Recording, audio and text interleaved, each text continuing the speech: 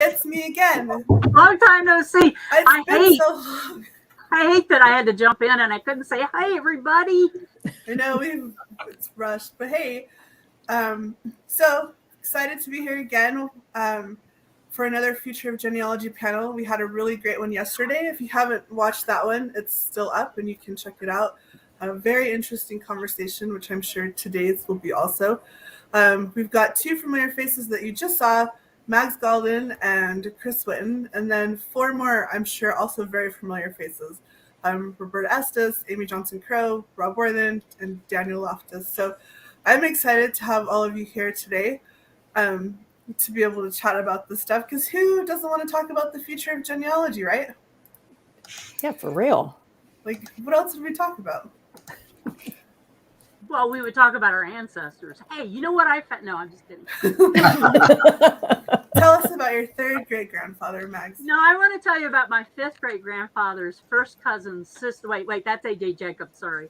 Yeah, that sounds about right.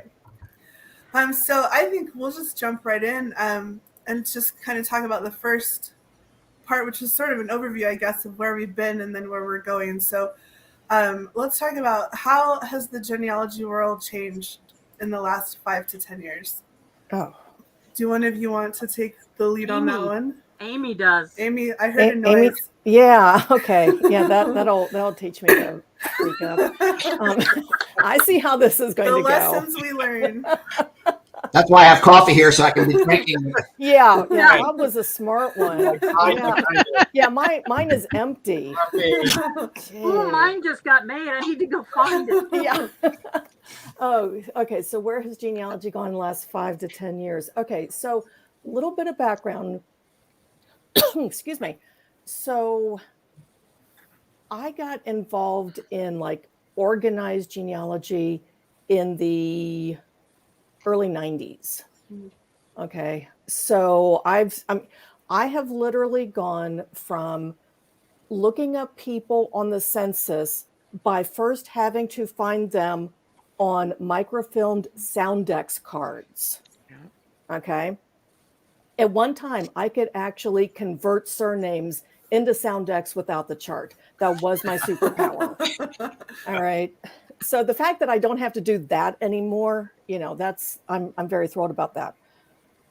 But I've seen this whole shift from, and it's still there. There is still this camp that everything was very academic.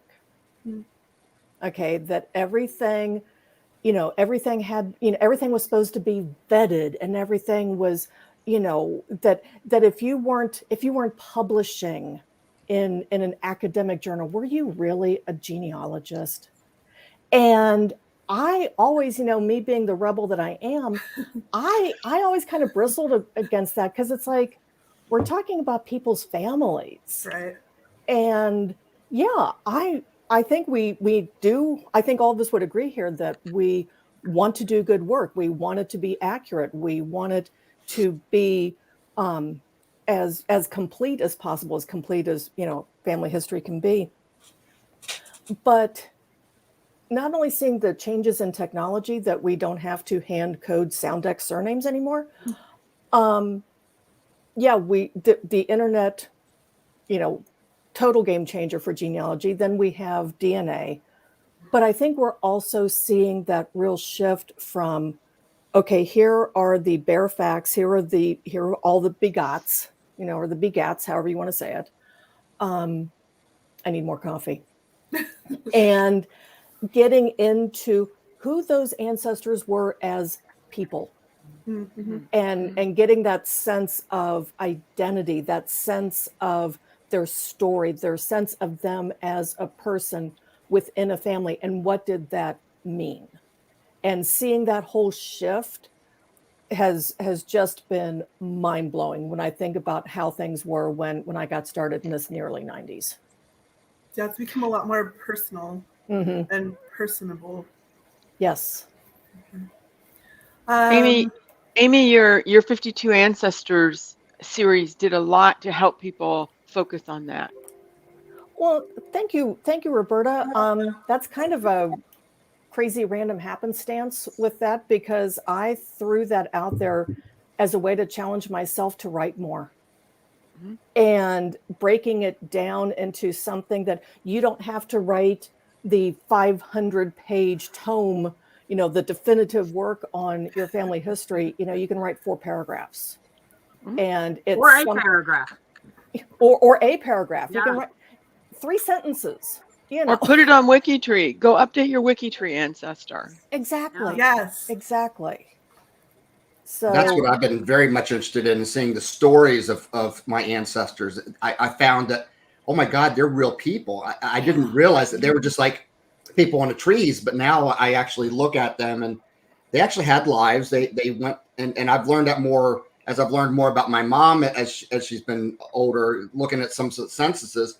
I've realized, hey, she had grandparents and they had lives, and Mm-hmm. and you can learn so much more about their lives and where they were just through things like censuses. Okay, they were physically in this location, and I can drive that location and see that where they were. Right. And you can drive it on Google now. That's the fun Yeah. thing. When I do these 52 ancestors things, I was in England this week. I wasn't really there. I was there in Lancashire, and I drove down the little lane where my ancestor lived and took pictures, and then published it on my 52 ancestors story about that ancestor. Not like the whole line, not them and their kids. Just them, their life. Mm-hmm. What was their life like? What was going on in their life? Where did they live? And now we can go and virtually visit that place that we couldn't do even 10 years ago. A lot of them weren't even up. So I enjoy following your 52 ancestors, Roberta, and I've just discovered that my Gauldings may have actually come from Lancaster. And when I saw you were there, I was like, can you go by and check some records for me? And we can attribute that to Amy Johnson Crow. And WikiTree does 52 ancestors now because of that. And we also do 52 photos, 52 weeks of photos. So thank you so much for that influence, Amy Johnson Crow. And for Roberta, you actually put all your 52 ancestors on WikiTree, so that's fun too. well, and I think that kind of leads into the topic of genealogy in the future, because I am a firm believer in a rising tide lifts all ships. And so if we document what we have and we share it in a way that's available to other people for the future, for the Daniels that are coming behind us, then first of all, they don't have to redo it, and hopefully it will inspire them to maybe go and find records that weren't available for us, that weren't there then, that we couldn't get to, that have been digitized since then, or something to that effect. Because I really believe in it, that we're stewards of our ancestors. I know that sounds really hokey, But but it's that, true. yeah, We're keepers of the family history. We're the chosen ones. yeah, and we're the storytellers, not to make it up, but I mean to document it. And the 52 ancestors and the profiles, the WikiTree profiles, I love those. I really do. In part because you can put your DNA information there, and you can then means you can. It's like, oh, why DNA? Now I maybe can find other people. Now I can go find a project. Now I can do all these things I couldn't do before. That'll take me home. So I think that doing that kind of thing preserves that information for the future, and then anything we can do to document it individually, like the things Daniel's doing with the infant project, that's just an amazing gift to those people and the future, and to all of us. I actually wanted to get Eowyn to, and I guess I can do it too, Yep. ask Daniel as the future of genealogy. There you sit right in front of us. What have you? Yeah, hi. How are you doing? What have you seen that has changed over the time that you've been involved in the community? What have you seen that's changed? Because you're like a babe in wrapped in swaddling clothing to us right now. It's like you read my mind, Mags. Well, I mean, I was going to say I can't really contribute too much as I've only been doing genealogy for 5 years, and 3 of those I've only been in the whole genealogy community and all that sort of thing. But in probably in those 3 years, kind of especially in recent times, it's like how quick people can adapt to different things when they want to, when something comes in their way and then they think, okay, well, this is happening, what other ways can I find or do things? And it's honestly just sort of like the willingness for people to help, because honestly I think that's one of the most attracting things about the community. There's always someone that will know how to do something. Like, for instance, yesterday, doing a bit more Project Infant, I was researching a home in Dublin, and there was one image that was linked that I was trying to look at, which is just a blank page. The image wasn't linked correctly. So I just said, does anyone know where I can find it? And someone came up with it in probably about an hour. So, it's those little things that'll help, because it's just a bit of, not so much encouragement, but just kind of, it's just kind of the added help along the way as you further your trip into the genealogy community, no matter how embedded you become in it, whether you're kind of getting into the heart of it or whether you're just like staying around the outer edges of it.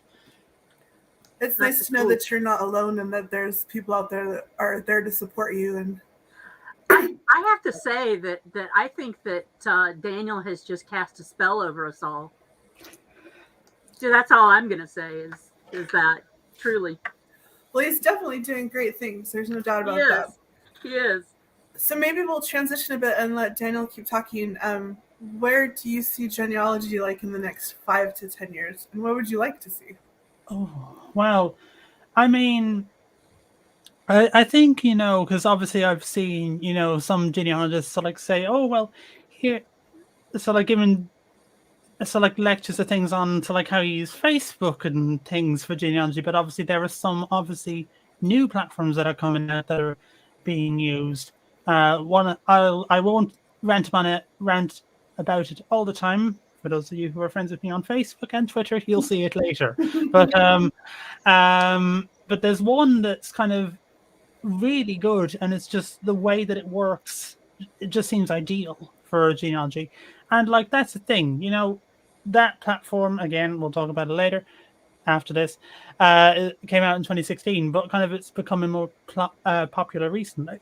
But as for kind of how I'd like to see things, I mean, most people have heard me talk about, sort of the same old things like ageism and things. But of course, no matter what field it is, there's always going to be that. And, I suppose one thing that could always help is, with the stereotype, because the stereotype I often see is that, the whole lark that genealogy can't be done.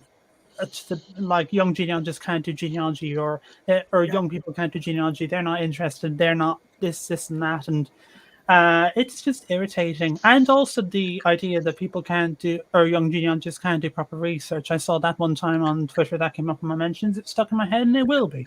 Because the fact that there are people who still think that doesn't exactly help us along as a community, as a hobby, whatever way you want to call it.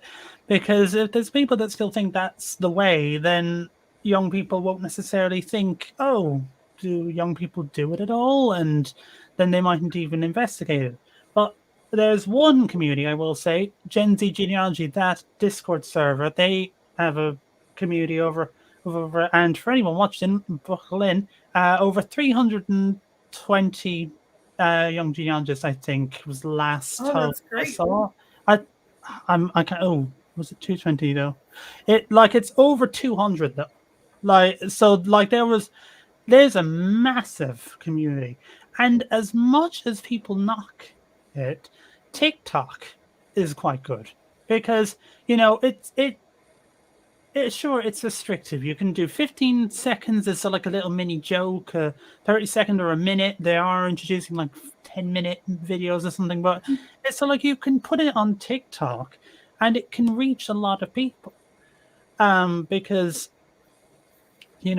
young people, as I'm sure we all know, use a lot of them use TikTok. I use it. And, there's a number of content creators that do genealogy, and including the Gen Z genealogy crowd, they also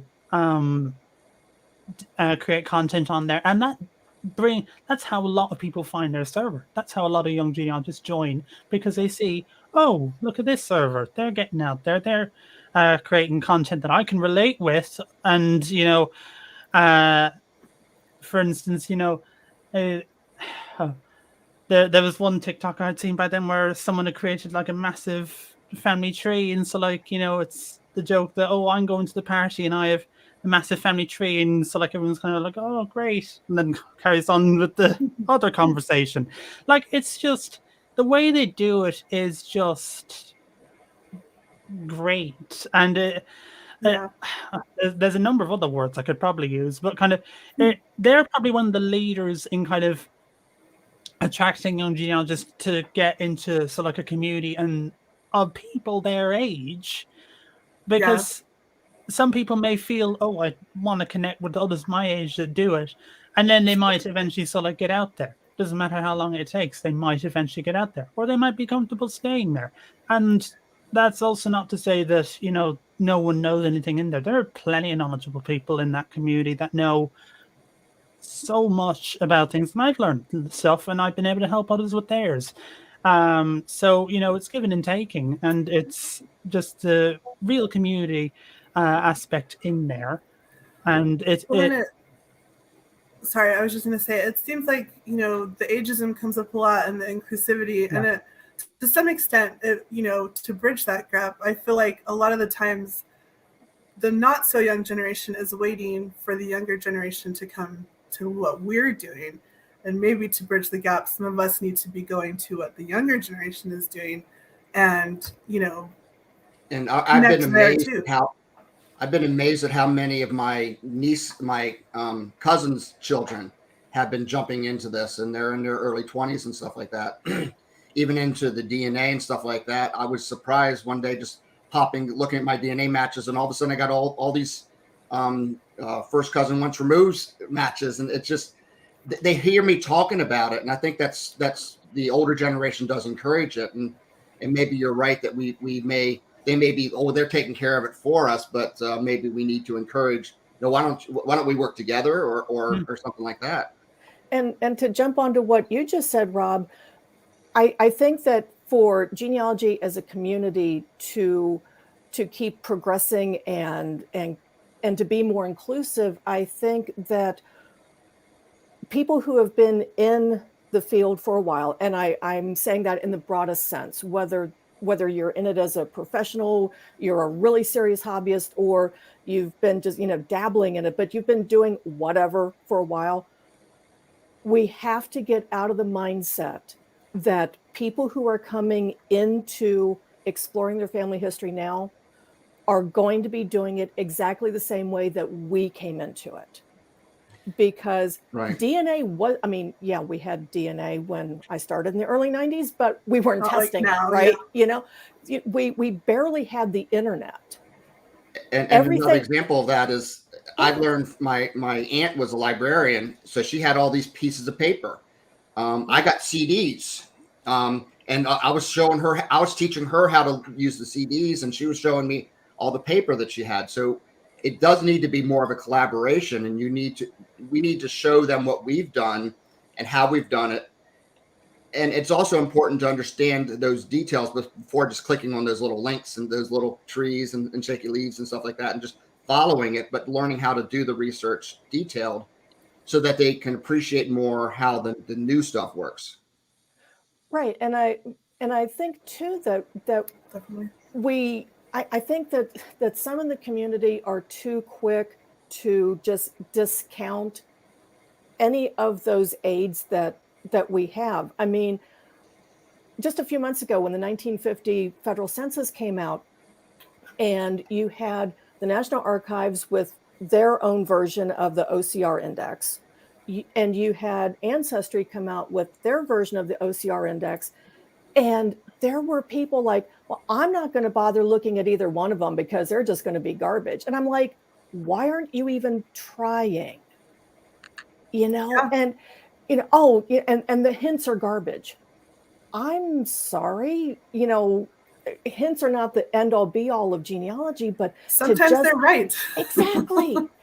To just discount them because it's a hint, it's almost like there's this mindset of, well, I didn't have that when I was getting started, so therefore, y'all have to go walk barefoot through broken glass, or foot through the snow up the mountaintop. Yeah, I don't get it. Yeah. It's important to understand how you used to have to do it, but yes, absolutely, you don't continue doing it that way. There's new, better ways. And once I found, I went from those pieces of paper to those CDs, which I was like, I found some CDs the other day, and I was like, I should have brought them along. You could see. And then now just going straight to the internet, it's like you always take advantage of the latest. And I've heard a lot of people say it's like they don't understand the technologies. There you go. They don't understand the technologies. I know as part of DNA adoption, we've taught people who were in their 80s how to work with DNA and do genealogy and do the technologies and stuff. It's just a matter of taking a small step and learning and trying to don't try and take the whole thing in, but learn those new technologies, learn those new things, and just try it with one small little piece first. Don't jump in head first, but try those little things. For sure. I would love to mention that on WikiTree we have a very thriving U.S. Black Heritage Project that's led by Emma Macbeth, who's done a fantastic job, and we're really excited about the progress that they've been able to make. How many have they added, Chris? Do you know? They had a goal. Yeah, I think they're like at 146 or 147,000 that they did like this year in the couple years. Set that goal of 150 by the end of the year. I mean, Emma's fantastic at leading and encouraging these things by like goal settings are terrific. Oh, she's amazing with that, and they have challenges for all sorts of things with that. And that really is just so important. I mean, having those people connected, so that when somebody comes to WikiTree, or just searches the internet, for somebody that they do remember, being able to then find those family connections and those roots. I think it's fantastic. Yeah, it's massively important. Did you have something to say, Mags? Yeah, I'm muted. You were muted. Inclusivity was a big part of the panel discussion yesterday. About including not just our African American cousins, but cousins of all parts and all segments of society, including our LGBTQ plus community and others. And so I just wanted to point that out. Yeah, definitely. And that's the big part of the next 5 to 25 years is how are we going to, make all that happen and make sure everyone feels included. Thank you. That's does anybody else want to talk about how they think genealogy will go in 5 to 25? Daniel? Mind if I? No, go on, please. And this just came into my head after seeing Terry's comment there. And that's another thing. I think what I'd like to see is like another emphasis placed on records that aren't necessarily European and American related records.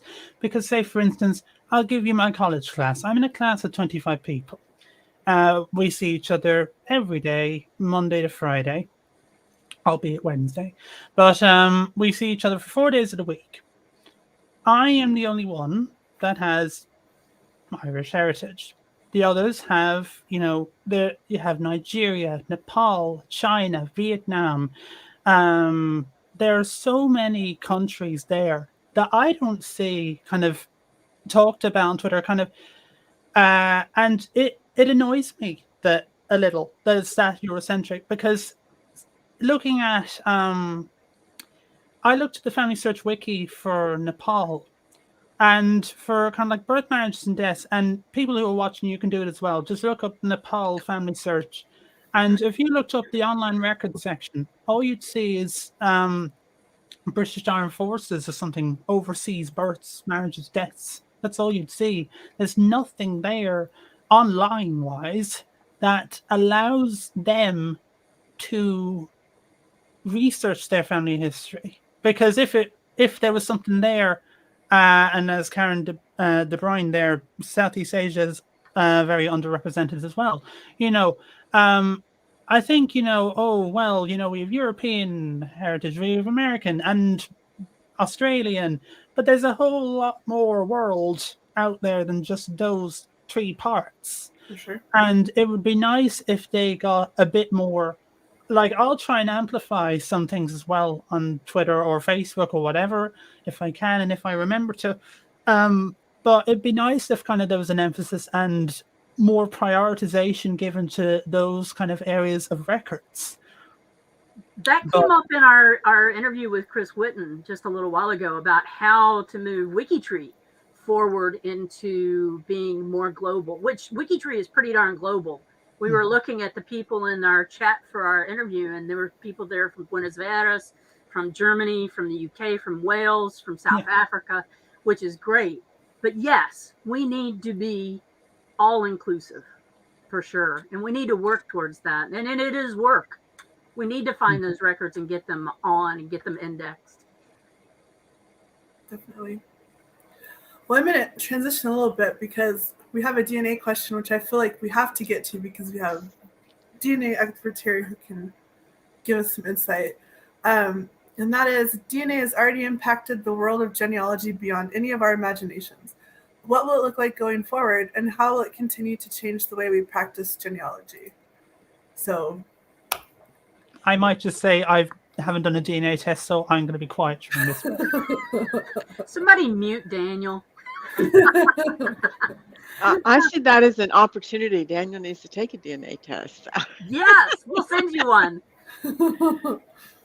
You're probably my cousin. Yeah, that's the goal here is to get Daniel to take a DNA test. And there we go. Peer pressure. Oh, God. No, I mean, that's the future genealogy right there. For certain reasons, and I can't do one just yet. But eventually, I will, and it's probably just going to say Ireland. It's just going to be one big green. Your DNA is not going to. No, you're going to have Scandinavian in there, just no matter what. You know that, right? Your DNA is not going to change, so doing it now or later won't matter. I know one of the exciting things I've had with DNA recently is the big Y and the Y DNA. Previously, so my last name is Warthen with an R, and there's been rumors back in the 70s, 80s. It's like, I think we were Warthen at one point, W-A-T-H-E-N, and we could never prove it. And it was one of those things where it's like, is it really true or not? We had a guy who went out, and going back to the publishing piece, he went out, found people who also were Warthen, coming from the same areas, and we just assumed we all kind of went back to the same people, even though we couldn't prove it. Well, he went out and found people from those areas who still lived in that area who could clearly trace their lines, and were able to confirm based on the big Y almost which person had the change in what spot, because the Y DNA changes so slowly. I've had the exact same. I had my Templetons, which we always thought were Scottish, ended up that were related to the O'Neill clan, and that we lived in Island McGee, which was brand new. The Gaudens, we just figured out because of Big Y that they were in the Manchester, Lancaster, or Lancashire area of England, and we've just found that out because of Big Y testing. What I see for the future for DNA, and Amy, yesterday I quoted you in the panel that we had where you said DNA is disruptive and DNA can be misleading if it is misinterpreted. And what I see happening moving forward is getting tools that make doing triangulation easier for everybody.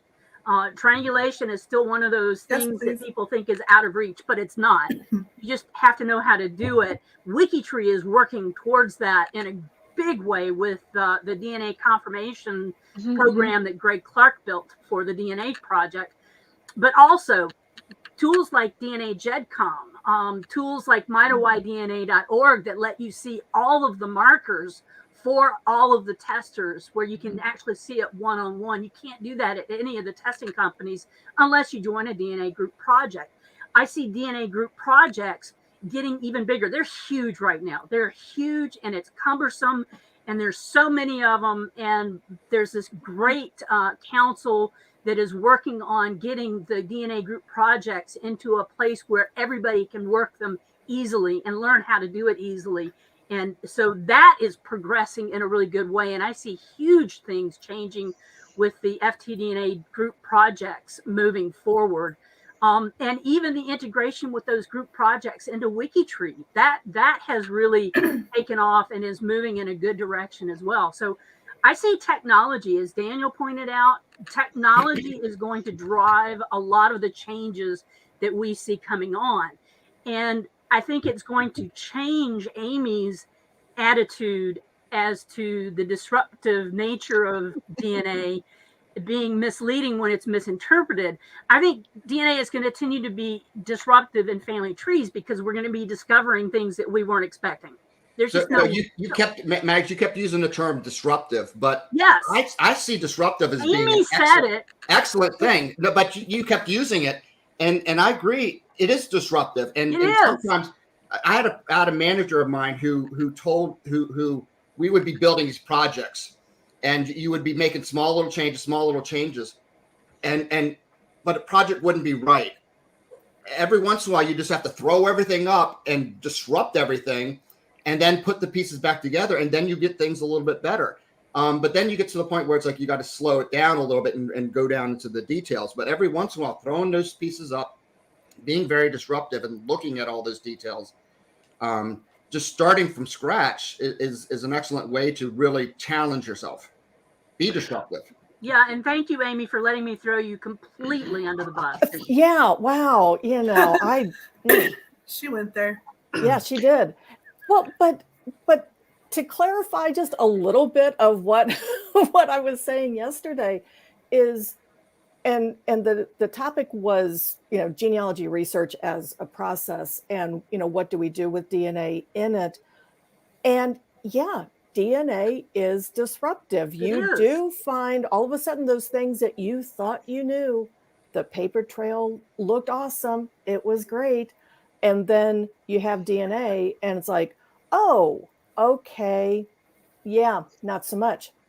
So it is part of it. But I think that going forward in it, tying this back to our topic of the future genealogy, I think that in the very near term, the community and the DNA testing companies have got to do a better job about being honest and open with people who take a test.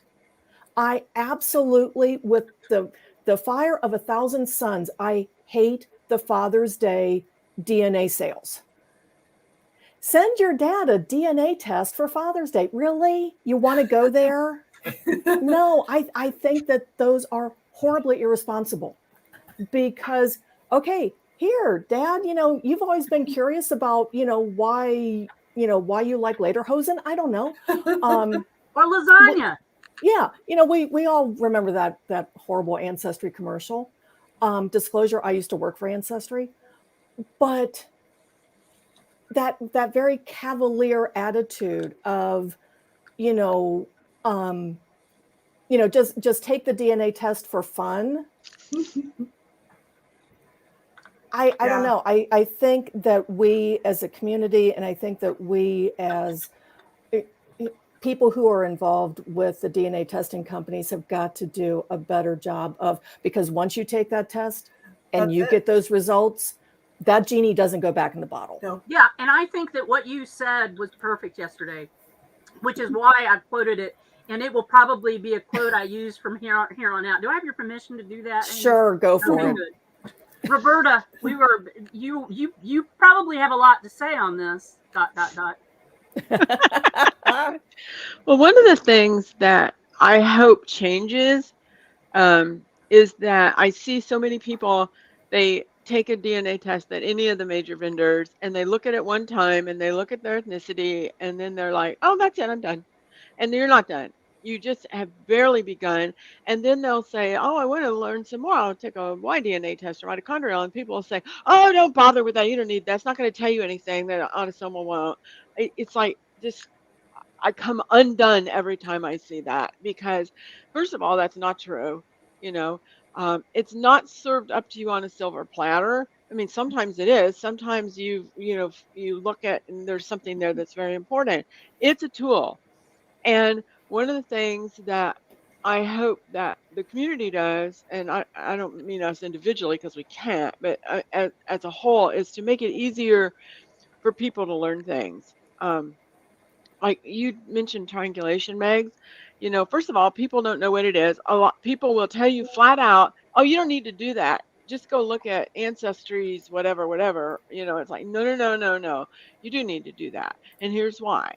You know, if you're trying to confirm an ancestor, if you're trying to confirm your lineage, if you're trying to find a wife, if you're trying to figure out which wife the child is from, mitochondrial DNA. I mean, there's so many uses and ways to use these tools that I hope people learn to use them. I hope people listen, and that the community doesn't say, when someone says something about moving further, "Oh, you don't need to do that," because that's not the case. There's a lot of tools out there, and they can be used together in multiple ways. And I do that every single day. Every single day. I mean that literally. That there are people who are trying to present an intellectual view but really don't have that intellectual view, and are keeping people from moving forward because of that. And the ones I hate the most are the ones who say that without asking, okay, what are you trying to prove? What are you trying to learn? What do you want to know? Yeah, like, no, my DNA is horrible. It's like, well, hold a minute. What are you trying to learn? Oh, I want to find out who my father's father line is. Well, hello. And that's exactly what they've said a lot of times is, I want to take a Y-DNA test to learn about my dad's line. And they're like, oh, you don't need that. You got autosomal. It's like, God, So it frustrates me greatly. And I hope that the future is more inclusive in terms of the various tests that are available, and encouraging people to use those various tests to solve the puzzle at hand. And mitochondrial is one of those. It's greatly disparaged, and partly it's because people don't take the test, and they don't take the test because people tell them not to take the test. So of course there aren't as many matches because not as many people have taken the test because you're telling people not to take the test. Not that I feel strongly about that. Don't tell people not to take the test. Just don't do it. Yeah. And I'm find out what they're trying to do. Yeah, don't tell people to use this tool or that tool or go to this site or that site. First question is, what are you trying to accomplish? Yeah. And I find so many people, it's like, particularly when I go to exhibitions, and I like Roots Tech. Mm-hmm. When I'm there and I'm an exhibitor, the first question is, what are you trying to prove? Mm-hmm. And half the time I'm like, well, go here, or go there, or go there. A lot of times it's, well, WikiTree will do this, or Roots, or DNA Painter will have you do that. Mm-hmm. There's so many different things out there, but the first thing you have to ask is, what are you trying to learn? What are you trying to prove? And it's not, I want to build my tree. It's, you got to look at one spot and build it there first. The other thing is, you don't know what you don't know. I mean, and if you say, I'm not going to use that tool, it's the same thing as saying, I'm not going to use the census. I don't know what's there, so I'm not going to use it. Well, you don't know what your mitochondrial DNA journey is going to be, or your Y DNA journey, or your father. I'm a female. I obviously can't test my Y chromosome.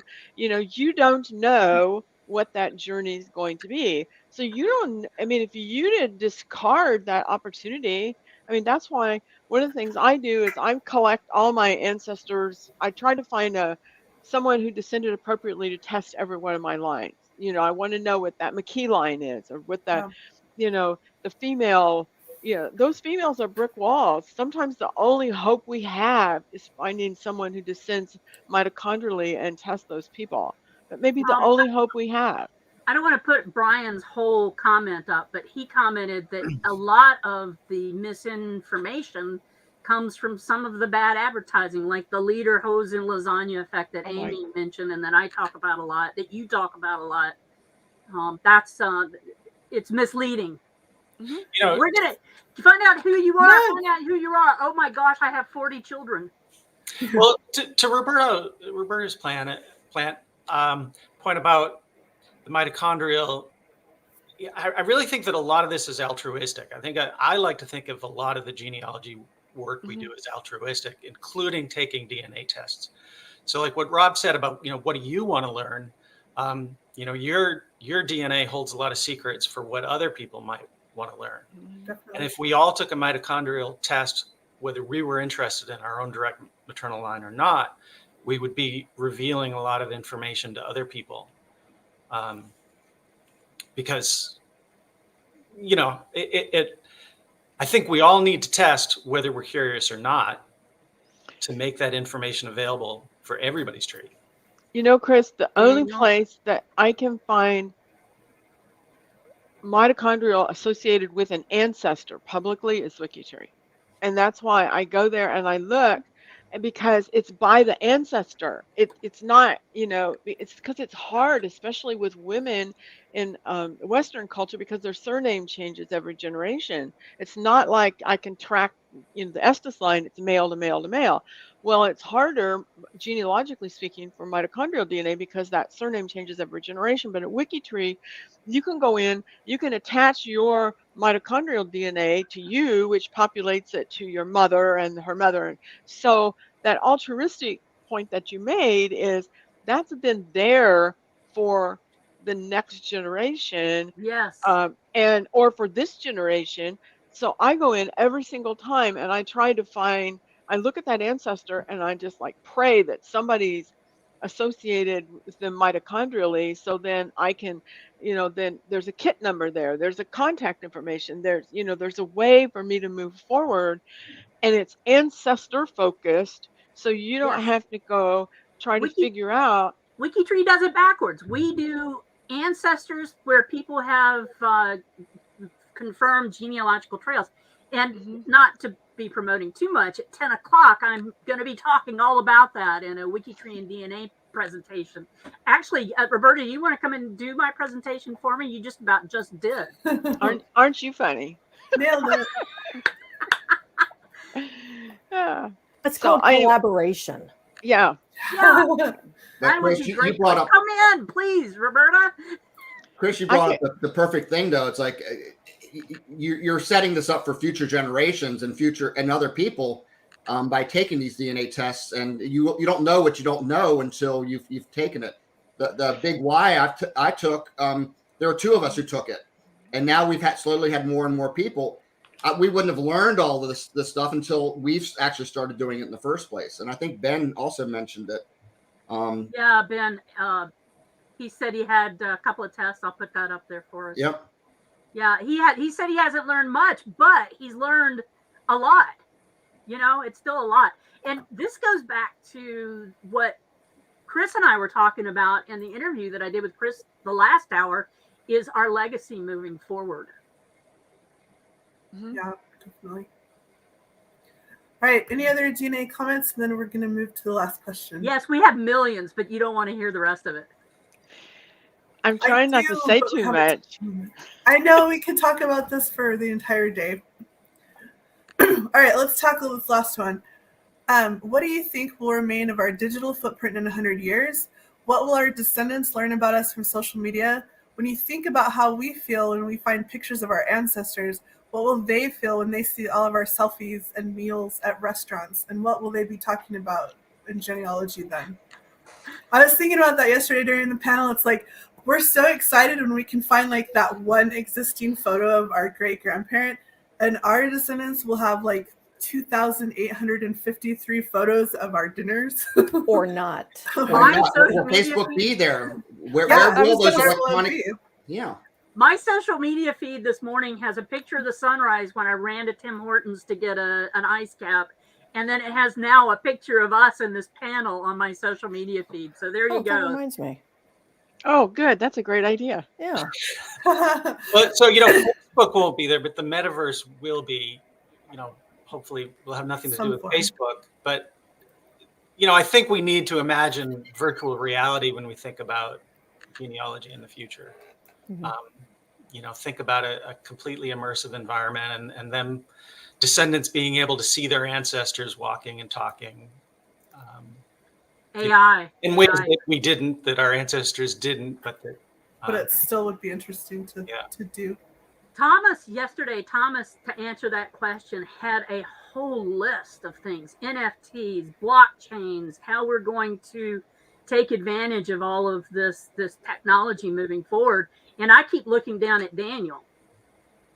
You know, I'm expecting Daniel to lead us all into this technological age, because Daniel really has a grip on all of that technology. And somebody mentioned earlier that it's like the in-between generation, like we're getting it, but the in-between generation isn't, but the younger generation is. They've really got it. Yeah, so you got to teach us, Daniel. I mustn't have gotten that trait, because I'm probably the worst for photos, because I don't have selfies. Most of the things I have on my phone, like my phone gallery, are screenshots of things I need to send to someone, like of a product or something if someone needs to go get something, or screenshots of a homework assignment that someone missed, as in, like, you know, the description of what something Daniel, is. just go over to my Facebook page and grab that screenshot for your selfie for today. Sure, but no, I mean, I'm probably the worst example. I've said this more than one occasion. I'm probably the worst example to use in this case, because I'm not the kind of one who goes around taking photos of literally everything around me. And I'm not saying that is a bad thing to those in this panel or anyone who's watching that do. It's just I'm probably not the best one to use. But I mean, yeah, I mean. But you are far ahead of the rest of us. I have no doubt. Well, in your social media connections, you are. Absolutely. I have no doubt. We should all take a poll. Who thinks Daniel's light years ahead of yourself? He's light years ahead of me. That's nobody else is raising their hand. That's use TikTok. I don't use TikTok is about as current as I get, Chris. That I don't go any further. Like, I mean, no, I mean, I'm probably about the most boring teenager you'd probably ever meet. Like apart from genealogy, that's probably about the most kind of interesting trait or anything about me. No, I mean, I think like someone kind of mentioned, you know, is Facebook or the metaverse going to be around? I mean, Facebook's been around since at least 2004. So I mean, you know, I was born a year prior, so kind of, you know, 18 years later, and it's still going, and it isn't dead. Seems like a long time ago to you. Yeah. Well, the fact that I can't even remember 18 years ago, we'll go with that. But, you know, I mean, the fact that it's been around that long, I mean, I only joined Facebook 2019. So kind of like most of the kind of, and half my family don't even use it. So, you know, well, half my family do use it, but it's the case that they don't talk to me. Look down, Daniel. Look at the comment. What's good about Daniel is he's and that's really important for everybody to I don't care if you're young or old or whatever, try new things. This may seem like an attack, and I don't mean for it to seem like this, but what I'd like to see is societies to try and do something. Like I saw someone who was trying to get to like trying to tune into a talk. I saw it on Twitter before I came here, and they're not on Twitter. They're only on Facebook, and no one's responding.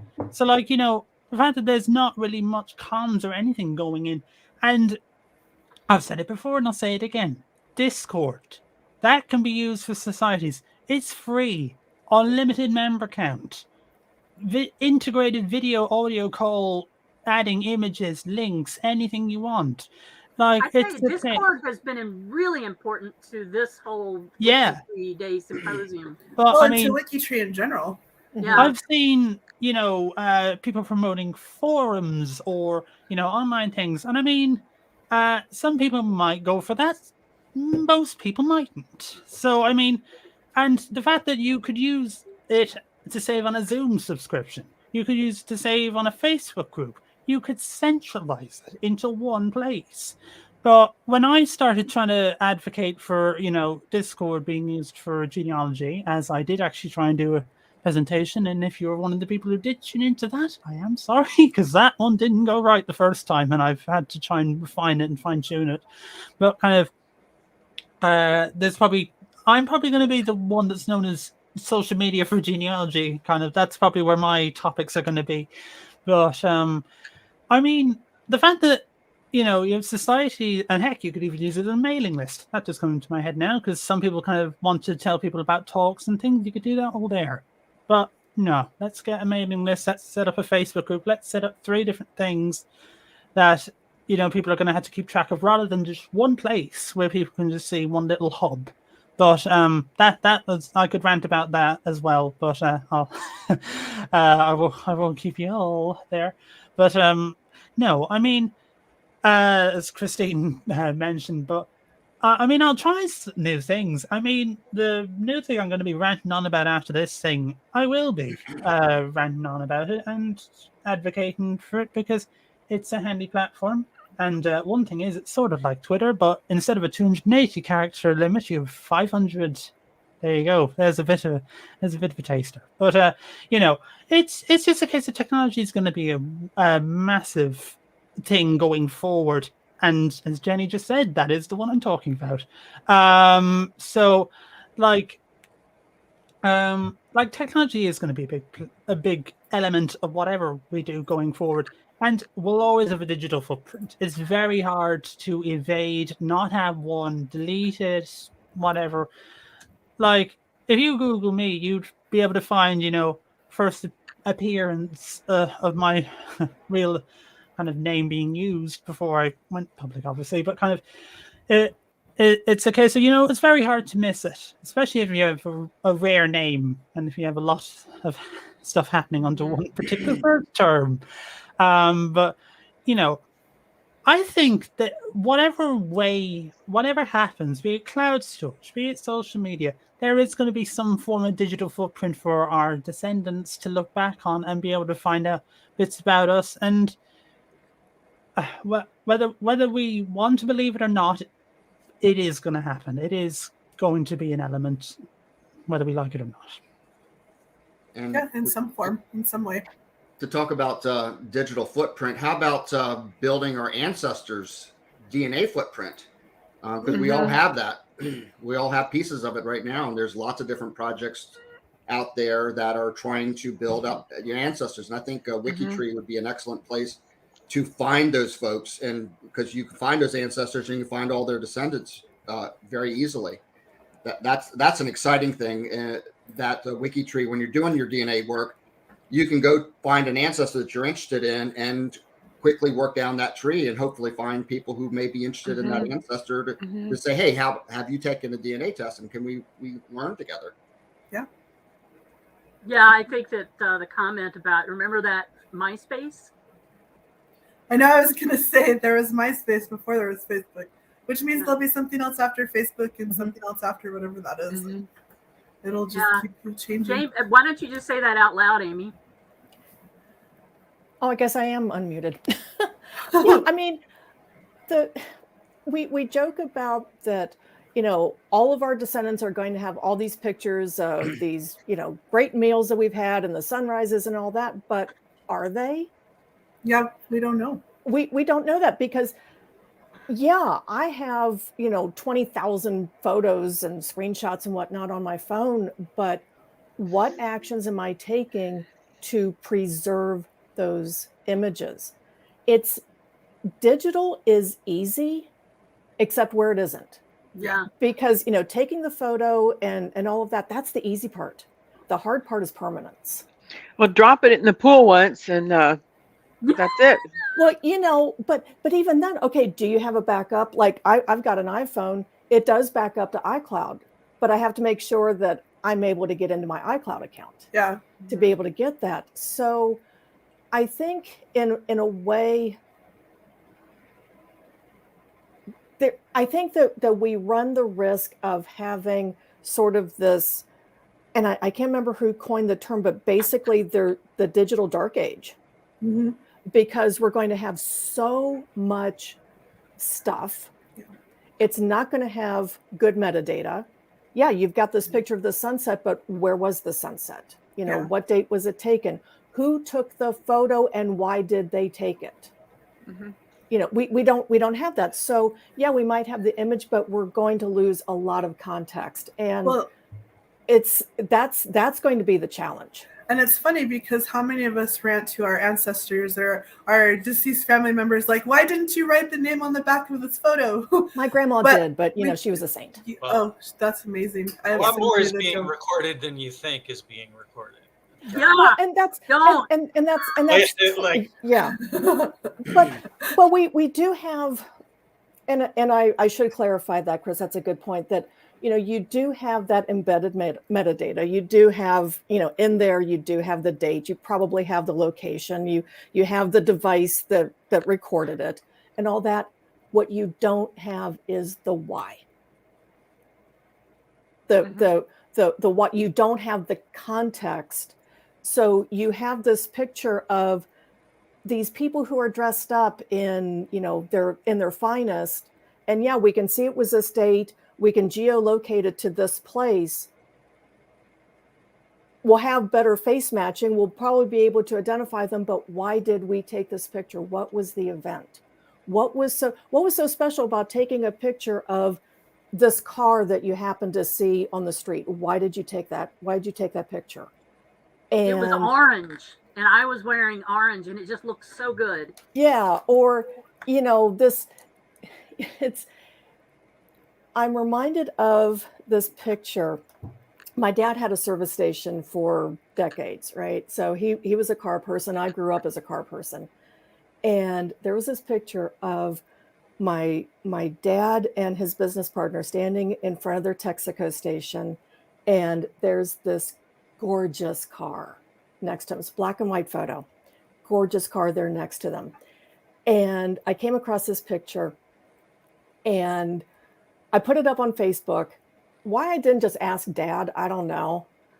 And I said, wow, just look at this great picture of Dad's old Texaco station. And I said something about that great old car. And Dad messaged me on Facebook and said, that's the car I courted your mother in. Aww. So yeah, without that context, that whole part of the story gets lost. Yeah. It's also the car that he loaned to my uncle, and my uncle rolled it. So, I know, a lot of that I think will never be captured, but a lot will, and a lot will be put together again in the future with AI. So I think if we record what we can on WikiTree or wherever else, and have some faith that in the future it will be reconstructed in ways that scare us now. And, so much of it already is being reconstructed in the background right now, which is a part that makes me uncomfortable. Rob probably has everything on his computer server somewhere. I'm hoping. Well, if you want to find somebody, talk to the folks who do ads. They know more about you than you know about yourself. Right. And on that fun note, I'm going to cut off, Max. Sorry, you have a whole hour to talk after this. Because we're out of time, but I just want to say thank you very much for all of you for coming to participate in this. It was very engaging and interesting, and I'm glad to be a part of it, and I'm glad to be a part of this genealogy community, and that you all are so willing to share so that the rest of us can learn. So thank you for that, and Thanks, Chris, for building this in the first place. Yeah. Many years ago. Yes. Thank you. Thank you, Rob.